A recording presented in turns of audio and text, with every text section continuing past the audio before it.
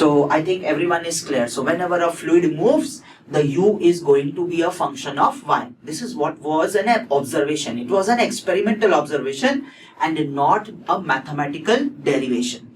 Now the question is that what is the deformation of this fluid? So what we have is, throughout this water, a lot of particles are there. And as the plate is moving, because of the moving plate, the particles have also started moving. Okay. Some particles are moving at higher velocities. Some particles are moving at lower velocities. Okay. Now, how do you find out shear strain? So I think yesterday what I said is that let us say there is a body. In the body, take two perpendicular elements. So initially the elements were perpendicular. Now the elements are at 60 degree. So change in perpendicularity, that becomes the shear strain. This is how you write down shear strain.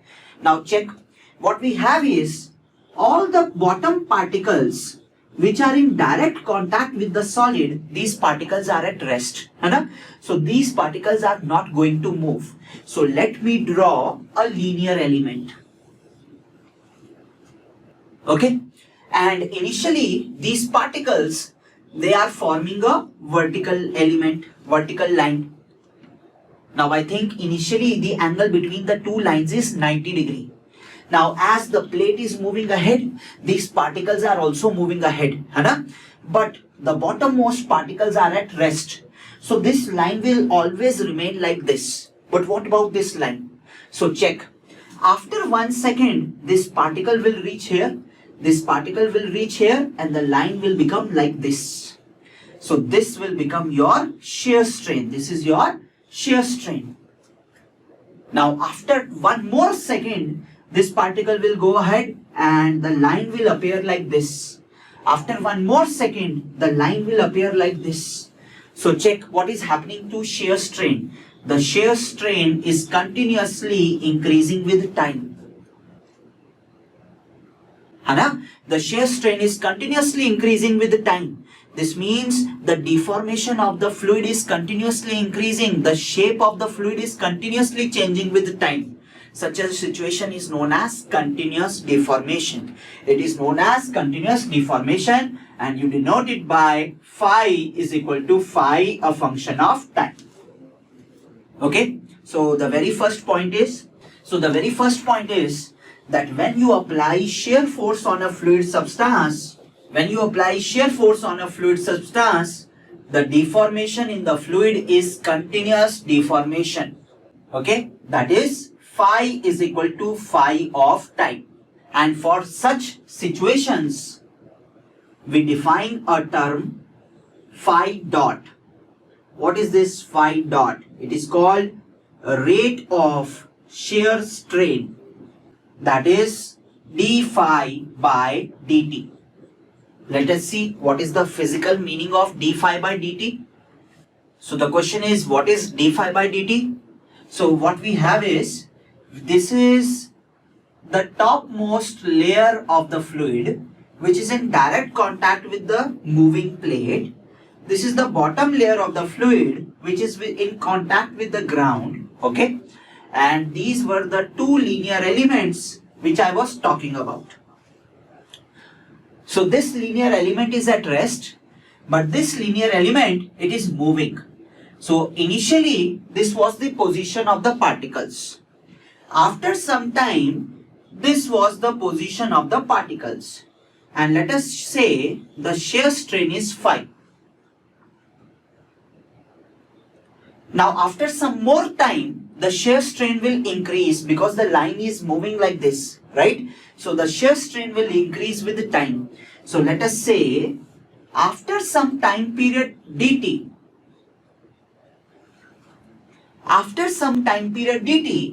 the shear strain has increased by a value d phi.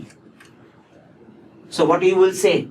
What is the shear strain in dt time period? It is d phi. Shear strain in dt time period, that is d phi. So what is the shear strain in unit time period? That is d phi by dt. Shear strain in unit time period, that is d phi by dt. and this you call as rate of shear strain per unit time. And what are the units of phi? I think units of phi, say for example linear strain means delta L by L, meter by meter, so it is a dimensionless quantity. But what is this dt? That is second, so units will be per second. So when you call phi dot means it has units per second. Okay, now this is the first point. When you are talking of solid bodies, the deformation is static, but when we are talking of fluids, the deformation is continuous. Now in solid bodies, what we observed is that when the solid body is deformed, there are internal shear stresses. You are applying external shear stress.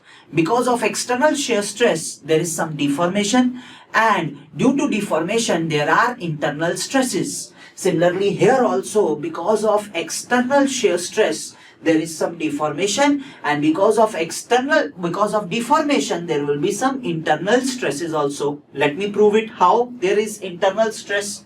So what we are saying is that experimentally he observed that different particles or layers of the fluid are moving with different velocities. This is what was the observation of Newton.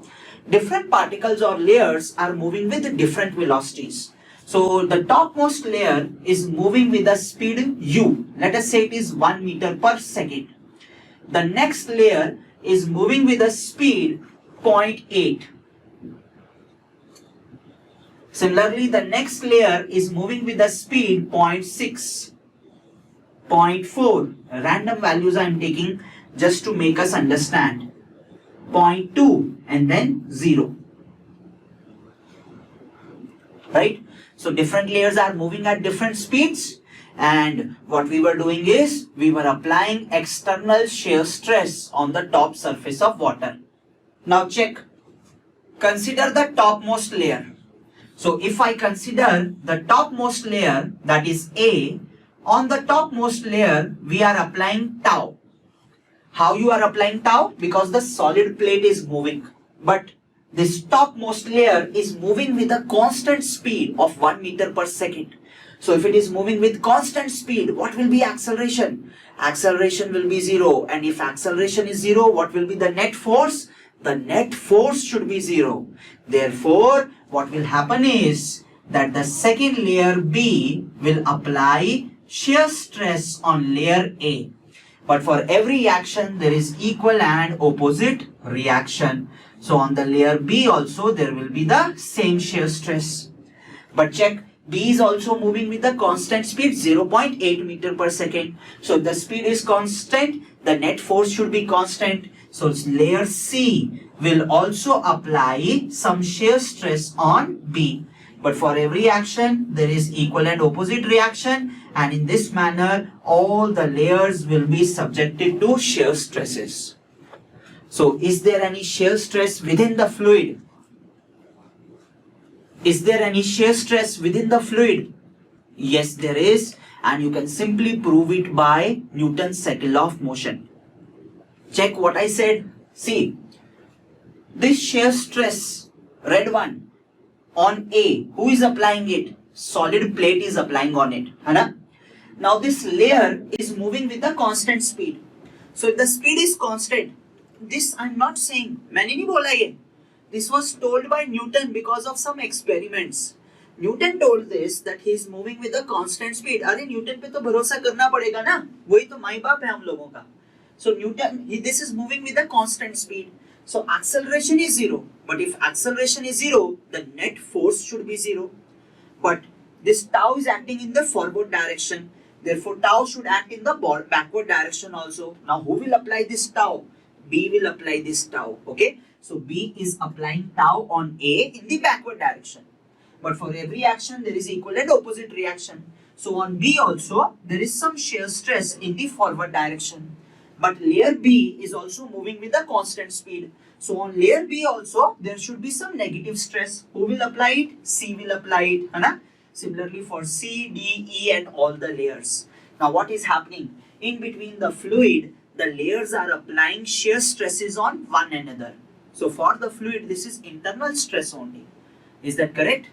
Okay, so like solid substances, in fluids also there are internal stresses. So when you apply external shear stress on a fluid substance, there will be internal shear stress in the fluid.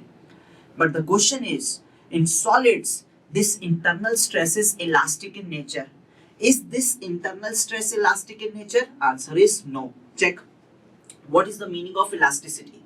Elasticity means when you remove the external force because of internal stress, the body will come back to its original shape. Now check. I think because of this deformation, the particles are moving like this, है ना? So initially the particles were here, then the particles will be here, then the particles will be here, right? If the substance is elastic in nature, then when you will remove the external force, the particles will come back to their original shape, original position. But I think this does not happen in fluids, right? So wherever you will leave the particles, they will stay there only, they will not come back. So if they are not coming back, this means the tau is non-elastic in nature. It is simply friction. That's why we call tau as viscous stresses. So you have to write down that in case of fluids, the internal shear stress is non-elastic in nature. And we call it as viscous shear stress. See, the explanation is very simple. Elasticity means when you remove the external forces, the body should regain its original shape. Here what you are doing is, when you are applying external shear stress, the particles are moving ahead in this manner. So if the substance is elastic and you remove the external force, the particles should come back to their original shape. But I think it does not happen in fluid. What you do, you take a ship, okay? Let us say the ship is floating on water. You move the ship ahead and remove the force. I think elasticity would mean the ship should come back. But the ship is never going to come back. It will stay there only, right? So this means internal stresses are non-elastic in nature. Clear? And there is one more thing. Like an experimental observation, for solids, tau is proportional to phi. Similarly, for fluids, what they observed is that tau is proportional to phi dot. That is rate of shear strain. For fluids, tau is proportional to phi dot, rate of shear strain. Okay. Now the cases that we are going to deal with, in those cases, actually phi dot will be equal to du by dy. I will prove it later on when the time will come. But the cases that you are going to deal with, in those cases, phi dot, that is the rate of shear strain, is equal to du by dy. And what is du by dy? It is the velocity gradient. Now check. U is the velocity component in x direction, but y is the perpendicular direction. So you can call it as velocity gradient in transverse direction. Velocity gradient in transverse direction. Okay. This is something known as Newton's law of viscosity. And it is not a mathematical derivation. It is an experimental observation which he found to be true in a lot of cases. Yes, phi dot is d phi by dt. Aditya, we will prove it in viscosity only, that d phi by dt is equal to du by dt. But it is not in every case. Okay, actually phi dot is a tensor quantity. It has 9 components in it. But I do not want to talk about them. Aditya, I will prove it in viscosity, that phi dot for your syllabus is du by dy. But actually in a real scenario, phi dot is a tensor. It is a strain only, right? So it is a tensor. It has 9 components in it. Okay. So I think these are the differences between a fluid and a solid. So for solid, the deformation is static deformation, but here the deformation is continuous. Therefore, phi is a function of time. So you define a term, rate of shear strain, phi dot. Here the stresses are non-elastic in nature, and actually these are frictional stresses. Okay, and later on, Newton found out that these viscous stresses, they are directly proportional to the rate of shear strain. So this term is very important, rate of shear strain. Bubbly mechanical, do not worry. What I said is that in our syllabus, phi dot is equal to du by dy. But when I am going to do viscosity, I will prove it. Actually, you can prove it from here also. But I just did not want to waste time. But since you are asking again and again, you guys, all of you are asking, so let me prove it. Check. It's very easy. Check. This is your x direction and this is your y direction. Okay. Let us consider the bottommost particle, which is in contact with the solid ground.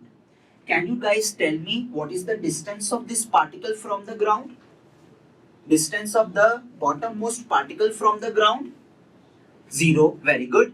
Distance of this particle from the ground is 0. So for this particle, you can write y is equal to 0. And for this particle, the speed is also 0. Why? No slip condition. Now let us say height of water is h in the swimming pool.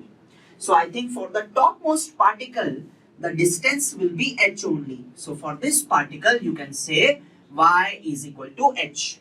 And for the same particle, your velocity is capital U. Okay. So I think initially the line is like this. After some time period dt, so this is the line at t equal to 0. After some time period dt, this particle will reach here. And I think the distance covered by it is u dt. So your line will now appear like this. So in dt time period, the shear strain is d phi. In dt time period, the shear strain is d phi. Now let us take tan of d phi, tangent of d phi. So when I consider tangent, this will become the base, this will become the perpendicular. So check the base is u dt. And what is the perpendicular? Perpendicular is h. So you will say tan d phi is equal to u dt by h. But my purpose of taking dt time period means very small time period. So if the time period is very small, the displacement of particle will also be very small. In that case, this angle d phi will also be small. So when the angle is small, the tangent is almost equal to angle only. So you can say d phi is nearly equal to u dt by h. Okay, now check. What is your d phi by dt? D phi by dt is equal to u by h. But how do you write this? You can also write it as u minus 0 by h minus 0. What is u? What is capital U? Capital U is the speed of particle at y equal to h. What is 0? Speed of particle at y equal to 0. And similarly, y equal to h minus y equal to 0. Now mathematically this is nothing but du by dy. Is that correct? Okay, so I think now it's clear, है ना? So this is equal to du by dy only. ठीक है? मैंने बिल्कुल simple कर लिया. I considered it as a straight line. Even if this was not a straight line, Aditya asked me if this is a straight line. It is not necessarily a straight line. This can be a curved line also. We will talk about it later on. But even if it is a curved line, then also it will be du by dy. Okay? Just for simplicity, I took it as straight line. Okay? So these are some important points which can be asked to you, especially in interviews. They will ask you what is the difference between the mechanical behavior of solid and fluid when subjected to shear force. So these are the differences. Continuous deformation for fluid, static deformation for solid. Non-elastic shear stress for fluid, elastic shear stress for solid. Tau is proportional to phi dot, rate of shear strain for fluid. Tau is proportional to only phi, that is shear strain for solid. So these three differences you should always remember. And based on this, I think now we can write down the definition of the fluid. The definition of fluid is that when you apply shear force on the fluid is going to deform continuously, no matter how small the shear force is. Okay, so this definition you can note down. You can see on your slides and you can note it down. Please note down. when we apply shear force on the fluid, it is going to deform continuously no matter how small the shear force is. And when we say fluid, it is not only water, but we are talking of air also.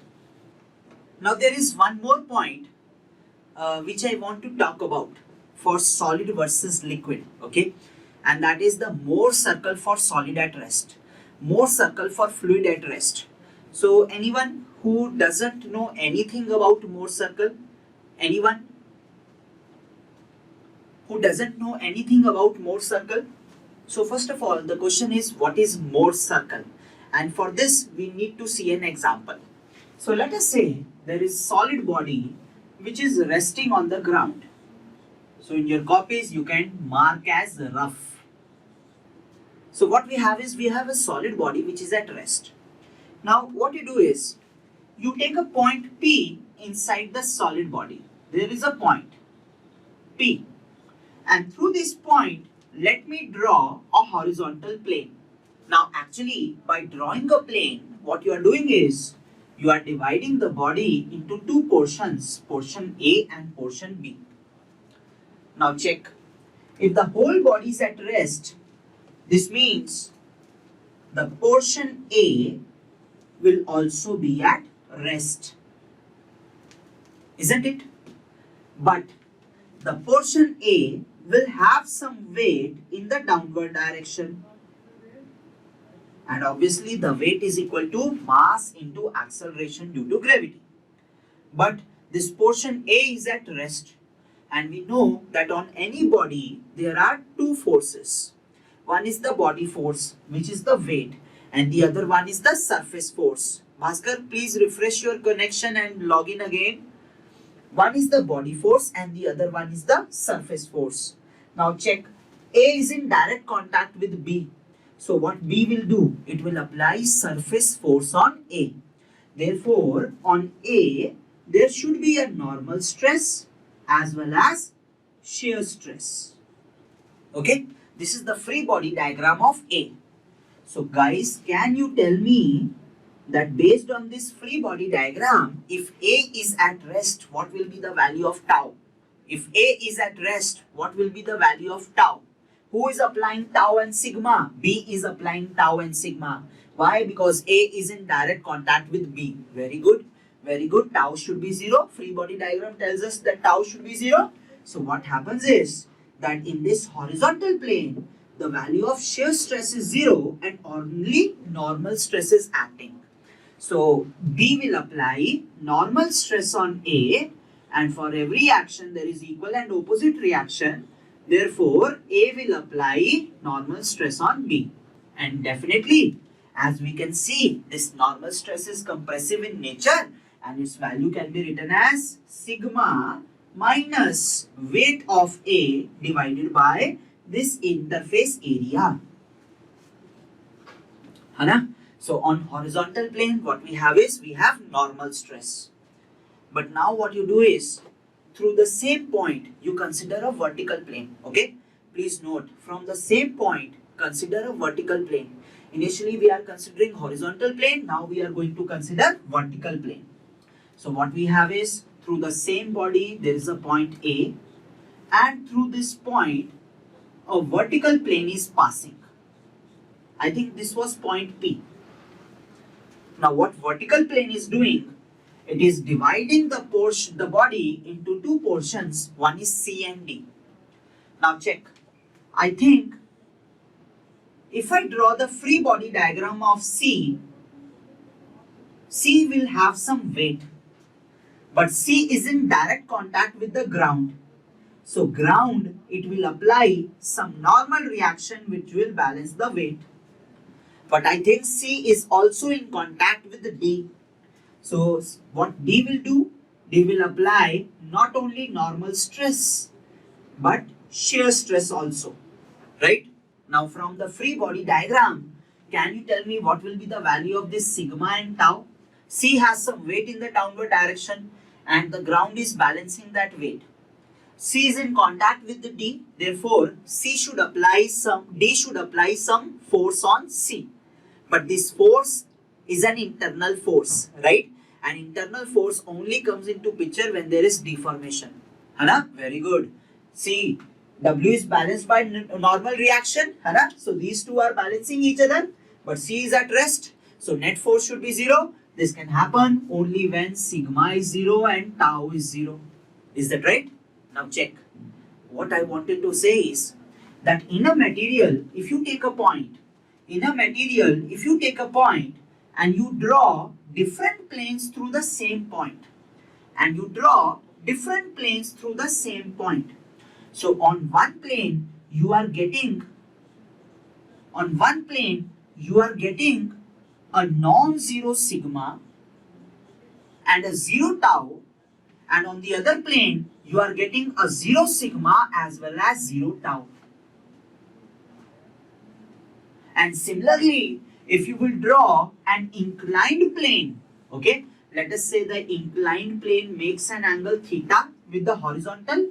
Similarly, if you will draw an inclined plane through the point, the normal stress on this plane will be non-zero, as well as the shear stress on this plane will be non-zero. So what I want to say is, when we draw different planes through a single point, those different planes have different stresses. Is my statement correct? Whenever we draw different planes through same point, those planes will have different stresses. Okay? So actually, through a point, there can be infinite number of planes. And what is Mohr circle? Actually, it is a figure which tells you the value of stresses for all the planes through a point. Okay? So you can simply write a basic definition in that rough part only, that Mohr circle is a figure, or write this statement first. Write like this. Different planes passing through a point show different stresses, different values of stresses. Note this down and then write the second statement. 3 objective points we have already written. We are working for the 4th objective point. So I am simply giving you the requisite for it. Okay?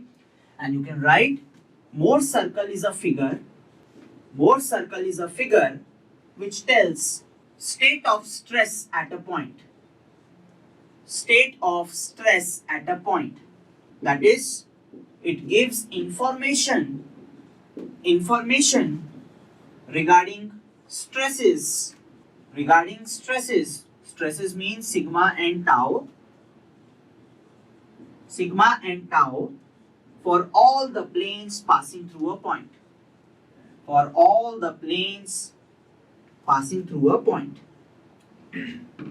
So actually, we predicted the normal and shear stress for horizontal and vertical plane only. But through a point, there can be infinite number of planes. So Mohr circle tells you shear stress, normal stress for any plane. And there is a method to draw it. It's very simple. Okay. So let us see how to draw a Mohr circle. Please point it out. See, check. How to draw Mohr circle. So for drawing Mohr circle, actually you need the stresses for perpendicular planes. Okay, for perpendicular planes. Like in our case, I was taking a horizontal plane and I know the stresses. So for horizontal plane, the stresses were sigma. Okay, obviously sigma was minus mg by A, where m is the mass of portion A is the area of contact between A and B, and the tau value was equal to 0. Okay. Then I took a vertical plane. On the vertical plane, sigma was 0 and tau was 0. Okay. Okay. Now what we want is that through the same point, there can be an inclined plane also. Through the same point. Point is P only. Okay. So what you want to do is, you want to write down the stresses for this inclined plane. So this information comes from Mohr circle. But for drawing Mohr circle, you need only 2 planes, 2 perpendicular planes. Any 2 perpendicular planes. Now the question is how you draw Mohr circle. So Mohr circle has 2 axes. One is sigma, which is the horizontal axis, and the other one is tau, which is the vertical axis. And in this figure, every plane is represented as a point. So basically, the horizontal plane, let us call the horizontal plane as h. This h will be represented as a point, and the coordinates of that point, those will become sigma and tau. Now check for h. What is the value of sigma? It is negative. What is the value of tau? It is 0. So h plane or h point will have coordinates minus mg by a comma 0. These are the coordinates of h in that figure. So I think this point will be marked as h, minus mg by a comma 0. Similarly, vertical plane, let us call vertical plane as v. The plane will be represented as a point, and the coordinates of point will be sigma comma tau. What is sigma? It is 0. What is tau? It is 0. So for v plane, the coordinates are 0 comma 0. So I think this is the point v. Compressive stress beta. Sort of compressive stress.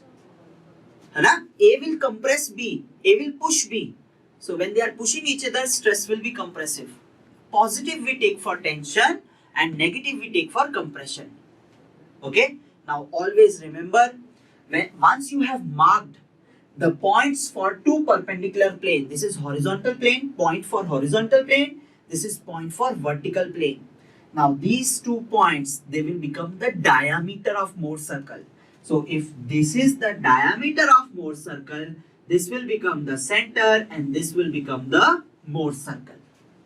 Okay, so basically we were talking of a point in a solid body at rest.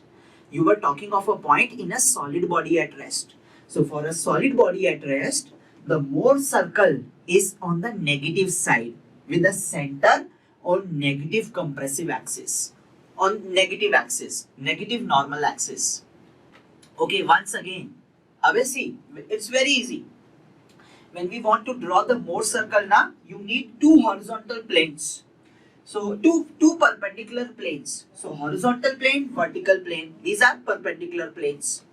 You need to know the stresses of the planes. So I know the stress of horizontal plane, I know the stress of vertical plane. Now Mohr circle is a figure. In that figure, we have two axes. The horizontal axis represents the normal stress and vertical axis represents the shear stress. Okay. So what we do is, in this figure, we represent each plane as a point. Each plane as a point, and point means coordinates like x comma y. So in our case, x is sigma and y is tau. Now check. What will be the coordinate? Minus mg by a comma 0. So this is h. Minus mg by a comma, minus है ना, तो मैंने इधर लगाया, comma 0. So this is your point h. Basically this point represents horizontal plane. Similarly, if we talk of vertical plane, the stresses are 0 comma 0. So point will become 0 comma 0. So this point origin represents vertical plane. Now what happens is that these 2 points, horizontal and vertical plane, these 2 points represent the diameter of Mohr circle. So this will be your Mohr circle. I hope it's clear now. So like you have drawn Mohr circle for solid at rest. Similarly, we need to draw Mohr circle for fluid at rest. Sign just 1 minute. We need to draw Mohr circle for fluid at rest. So we have Mohr circle for fluid at rest. Now in this case, there is a catch. That is, just now we said that for fluids, tau is directly proportional to phi dot, which is the rate of shear strain, rate of change of shape, rate of shear strain, rate of change of shape. Okay. Now check. This is water in the bottle at rest. Is the sorry, मैंने थोड़ा सा उसको हिला दिया, ठीक है? Now let us say it is at rest. Is the shape changing with time? Is the shape of water changing with time? No, shape is constant, है ना? Shape is constant. So phi dot d phi by dt will be 0. Right? What is d phi? Change in shape with the time, but shape is constant. So d phi by dt will be 0. Phi dot is 0. This means for fluid at rest, tau is always equal to 0. For fluids at rest, tau is always equal to 0. So actually what the statement becomes, that if you take a point in a fluid at rest and draw any plane through that point, the shear stress on the plane is going to be 0. The shear stress on the plane is going to be 0. But for solid bodies, the shear stress may or may not be 0. I will show it, okay? But write the statement first. For a point, for any point, write like this. For any plane passing through any point in a fluid at rest, the shear stress is 0. The shear stress is 0. Okay? But this is not true for a solid body. Check. Just now you drew the Mohr circle for a solid body. Okay? So this was the Mohr circle for a solid body. And what I said is that in Mohr circle, every point represents a plane. So this point will also represent some plane. That will be some inclined plane passing through point P. Now check. If you consider the coordinates of this point will have some coordinate tau and sigma. And actually these coordinates are representing the stresses on the plane. So is the tau 0 over here? I don't think so. Tau is non-zero, right? So in case of solid bodies at rest, the inclined planes are going to have some value of tau. But for fluid masses at rest, the inclined planes will have 0 shear stress. Okay? So this should be clear to you. This should be clear to all of you. Okay? And as a result, what happens is, this thing you will prove in Pascal's law. In second chapter we will prove. We will say that since the fluid is at rest, the shear stress on any plane is 0 and the normal stress on all the planes is equal. Okay? This we will prove in Pascal's law. What I am trying to say is that for fluid masses at rest, you just take a point. So what we have, there is a beaker. In the beaker there is water at rest. In this water, let us take any point P. Okay? And through this point, let us draw 3 planes. Horizontal plane, vertical plane and inclined plane. So in Pascal's law, you will prove that since the tau on all the planes is 0, therefore the pressure, that is normal stress on all the planes, is equal. So you can draw this figure along with it. But the proof we will do in second chapter, that is Pascal's law. Now here also sigma is equal to minus P, tau is equal to 0. Vertical also sigma is equal to minus P, tau is equal to 0. Inclined also sigma is equal to minus P, tau is equal to 0. So if you guys want to write the statement, you can write in this manner. Pascal's law, so you will study this in second chapter, fluid statics. Pascal's law proves that for a fluid at rest, as the shear stress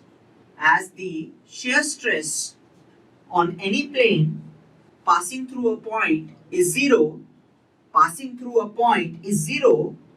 therefore normal stress on all the planes is equal. The normal stress on all the planes passing through the point are equal. Okay, this statement you can write. Because Raghu, it's a compressive stress, that's why. Water is going to push the surface of the beaker, right? It is going to push the wall of the beaker. So normal force will be compressive in nature. So I have written sigma as telling that it's compressive, and we always write pressure as positive. Okay, so now what we have We have stresses for horizontal plane. We have stresses for vertical plane. So let us draw the Mohr circle. Okay, let us draw the Mohr circle.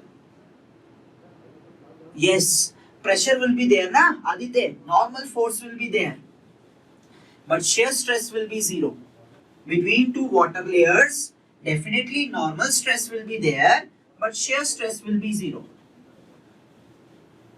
Okay, actually, when I am showing like this, when we are showing like this, what we mean is that there is a layer A above the plane, there is a layer B below the plane. A is applying pressure on B and B is applying pressure on A. This is what is the meaning of this figure. Okay. Very good. Saeed has already given us the answer. He is saying the diameter of Mohr circle is 0. Very good. So let me also draw it. So what we have is, in order to draw Mohr circle, we draw two axes. One is x-axis, which is the normal stress. Other one is y-axis, which is the shear stress. In this figure, every plane is represented as a point. Okay. And the stresses of the plane, every plane is represented as a point, and the stresses of the plane become the coordinate of the point. Okay. So we are talking of horizontal plane. Coordinates are minus p comma 0. So this will be h point, h plane minus p comma 0. Now talking about vertical plane, coordinates are minus p comma 0. So the same point will represent v also. Okay. So this is the point for horizontal plane, this is the point for vertical plane. Both the points coincide. Now what you have to do, you have to join h and v, that will become the diameter. H and v will become the diameter. But if h and v are same, what will be the diameter of Mohr circle? H and v are same, what will be the diameter of Mohr circle? All of you, 0, 0, 0, very good, 0. Diameter of Mohr circle will be 0. So in this case, the Mohr circle is a point. The Mohr circle is a point on the negative sigma axis. Okay. So this is the difference. This is the Mohr circle for a solid at rest. This is the Mohr circle for a fluid at rest. So you can simply write a statement that for a fluid at rest, Mohr circle is a point on negative sigma axis. Okay. And later on in the second chapter, you will start calling this as pressure at the point. Pressure at the point. So I hope this much is sufficient. If we want to talk about differences between solids, liquids and gas, we have written 4 differences between solids and fluids. For solid, the deformation is static deformation. When you apply shear force, it is static deformation. Tau is elastic. It is proportional to phi. For fluids, there is continuous deformation. Tau is non-elastic. Actually, it is friction. That's why we call it as viscous stress. And tau is proportional to phi dot. If we draw Mohr circle for solid at rest, it looks something like this. If we draw Mohr circle for fluid at rest, it looks like this. Very good, Sandeep. Sandeep, actually in that case, when the fluid is not at rest, these sigma values will be different. Okay. So this you will call as px, py, and a vertical na y direction. So this you will call as py. This you will call as px. This you will call as p theta. Okay. If the fluid is not at rest, it is moving, then pressure on different planes is different. Actually, normal stress can be tensile as well as compressive, but pressure is always compressive. Okay. Whenever the normal stress is compressive, you call it as pressure. Whenever normal stress is compressive, you call it as pressure. Is it fine?